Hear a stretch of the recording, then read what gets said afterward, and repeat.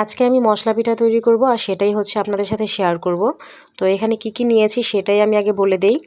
এখানে হচ্ছে আমি গুঁড়িটাকে কাই করে নিয়েছি, তারপর দিয়েছি এখানে আদা বাটা, জিরা বাটা, কাঁচামরিচ বাটা, হলুদ গুঁড়ো, মরিচ গুঁড়ো, জিরা গুঁড়ো, ধনে গুঁড়ো, লবণ, স্বাদমতো লবণ, সব কিছু একসাথে দিয়ে এটাকে ভালো করে মেখে নিয়েছি। তারপর এগুলো হচ্ছে বিস্কুটের মতো করে হাতের তালুতে এভাবে চ্যাপটা চ্যাপটা করে শেপ দিয়ে নেবেন। সবগুলো এক এক করে ভেজে নেবেন। তো হ্যালো এভরিওয়ান, কেমন আছেন সবাই? আশা করি সবাই ভালো আছেন। পৌষ পার্বণে পিঠা তৈরি হচ্ছিল। এগুলো তো গ্রামে বেশি তৈরি হয়, মানে প্রত্যেকটা ঘরে ঘরেই হচ্ছে পিঠা তৈরির কি বলে একটা ধুম চলতেছে আর কি। তো শহরে তো তেমন দেখা যায় না, তো খেতে তো হবে। তো আমরা ভাবলাম যে আমরাও হচ্ছে তৈরি করি। যেহেতু গ্যাসের সমস্যা, আমি ছাদে হচ্ছে ইট বসিয়ে এইভাবে চুলা তৈরি করে নিয়েছিলাম। তো যাই হোক, সবগুলো তো তৈরি হয়েছে, এখন একটা একটা করে এভাবে ভেজে নিব। মোটামুটি অনেকগুলো পিঠাই তৈরি করেছিলাম। আর যেহেতু মশলা পিঠাটা হচ্ছে অনেকে চিনেন অনেকে চিনেন না, আমার কাছে ইউনিক মনে হলো।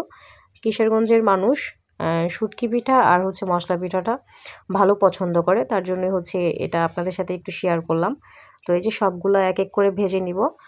আর আমার পিঠা তৈরির আগেই হচ্ছে আমার বাচ্চারা হচ্ছে রেডি হয়ে বসেছিল কখন খাবে। তো এই তো এক এক করে হচ্ছে সবগুলো দিয়ে দিলাম। তেলটা তেমন গরম হয়নি।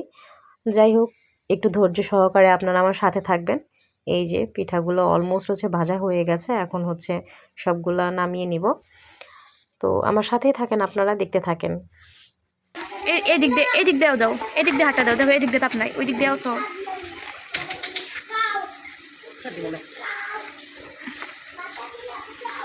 তুমি বড় লাগে এই দিক দিয়ে ঢুকাই দাও, যাতে তাপটা এদিকে থাকে, তুমি ওই দিক দিয়েও কাজ করতে পারো।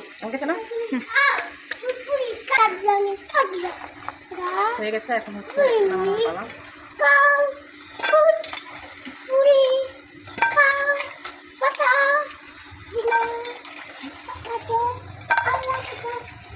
লাল লাল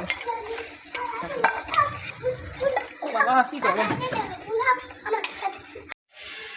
বাবা! কি দেখো, বসে বসে পিঠা বানানো দেখছো? এই যে পিঠা তৈরি করছিলাম আমি, আর এখানে হচ্ছে এরা পিঠা বানানো দেখছে।